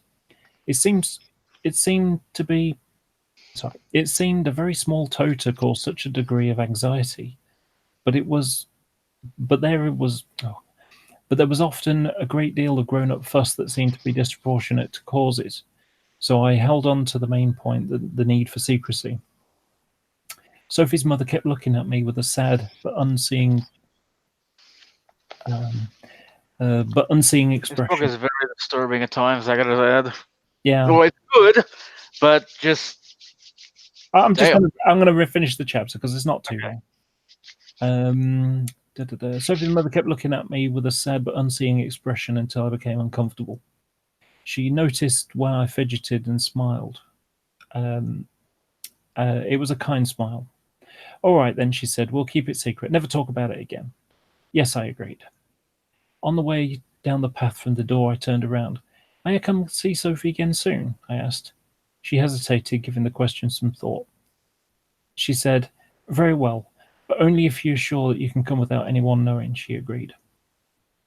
Not until I reached the bank and was making my way homeward along the top did the monotonous Sunday precepts join up with reality. And when it did with a click that was almost audible. The definition of man recited itself in my head, and each leg shall be jointed twice and have 1 foot, and each foot have 5 toes, and each toe shall end with 1 flat nail, and so on until finally, and any creature that shall be not, sorry, and any creature that shall seem to be human but is not formed thus is not human. It is neither man nor woman. It is a blasphemy against the true image of God and hateful in the sight of God. Jesus. I was abruptly perturbed and considerably puzzled too. A blasphemy was, as it had been impressed upon me enough, a frightful thing. Yet there was nothing frightful about Sophie. She was simply an ordinary little girl, if a great deal more than sensible and braver than most, yet according to the definition. Clearly, there must be some mistake somewhere.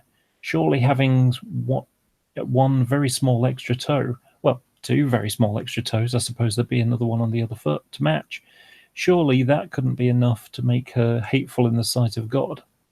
The ways of the world were very puzzling. So there you go. Oh, sorry, no, a bit more.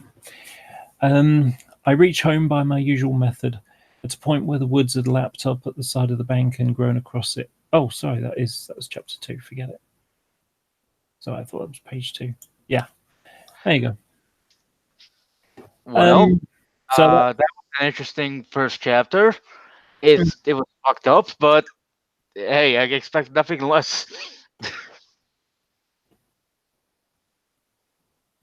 Nems, in case you don't know, I'm reading from a book called The Chrysalids. It's actually my favorite book. I like this book a lot. It's an old one. I think it was 1954. I think it was.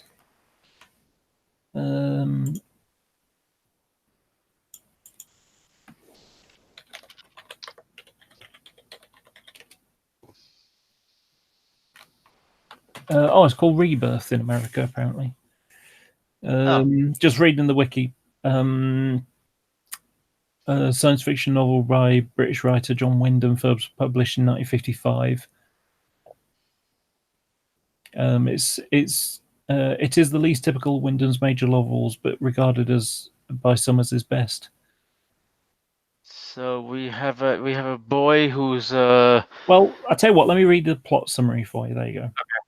The inhabitants of a post-apocalypse Labrador, we're talking about Canada here, have a vague knowledge of the old people, a technologically advanced civilization they believe was destroyed when God sent the tribulation to the world to punish the forebearers' sins. The inhabitants practice a form of fundamental Christianity. They believe that they follow God's word and prevent another tribulation. They must that to follow God's word and prevent another tribulation, they must preserve absolute normality amongst the surviving humans, plants, and animals, and therefore practice eugenics. Humans with even minor mutations are considered blasphemies and are either killed or sterilized and banished to the fringes. Jesus. A lawless and untamed area rife with animal and plant mutations and suggested to be contaminated with radiation. Arguments occur over the keeping of the tailless cat or possessions of oversized horses. These are deemed by the government to be legitimate breeds, either pre-existing or achieved through conventional breeding. The government's position is both considered cynical and heretical by some of the more orthodox frontier community. It is suggested that they support the usage of these animals for the sole purpose of their greater efficiency. The inland rural settlement of Waknuk is a frontier farming community populated by with hardy and pious individuals, and is where the story mainly takes place. David Strom, the son of Waknuk's most religious man, Joseph Strom, has dreams of large cities and horseless carts, though he doesn't understand why he has those dreams or what they mean, and is cautious about mentioning them to his father lest he raise suspicion that he's a mutant. He makes friends with Sophie, a girl who secretly has 6 toes on her feet. Later, Sophie's family attempt to escape from the reprisals. Ceremonies where blasphemies are sterilized. When having walked, spoiled. Sorry. I said I feel like I'm being spoiled in a way. Yeah. When having walked ashore from swimming, her wet footprints are observed by a local boy. David and the other children in Waknuk hide their form of mutation, telepathy. David's uncle Axel, who knew about the group from talking to David about his telepathy when he was young, protects them from prosecution. Axel kills the husband of one of the group's members, the boy who told the inspectors about Sophie, because he was going to blackmail the telepaths with the threat of revealing the mutation to the inspectors. When David's younger sister Petra cries out to the other telepaths mentally for help when a large cat-like creature attacks her horse when she was riding in the forest, they become stunned and immobilized, seemingly at random, and thus almost get outed. Later, 2 telepaths, Catherine and Sally, are captured and tortured for information while David and cousin Rosalind and Petra go to the fringes. A telepath called Michael stays behind to throw people off the scent who are tracking the telepaths. A group of men from several districts chase them. The group includes Michael, who was trying to lead him off the trail. Later, with Petra's strange telepathic abilities, they contact a society where telepaths in a different country called Sealand, New Zealand. With Sophie's help, who is living in the fringes, David, Rosalind, and Petra escape with a group of them hunting them, are rescued by the Sealand expedition. Unfortunately, they don't have enough fuel to get the craft back to Waknuk to pick up Rachel, the lone remaining Waknuk telepath. Instead, they continue to Sealand. Michael stays in Waknuk to save Rachel from the inspector. So, yeah. It's a really good book. Yeah, can you send me the wiki? Yeah.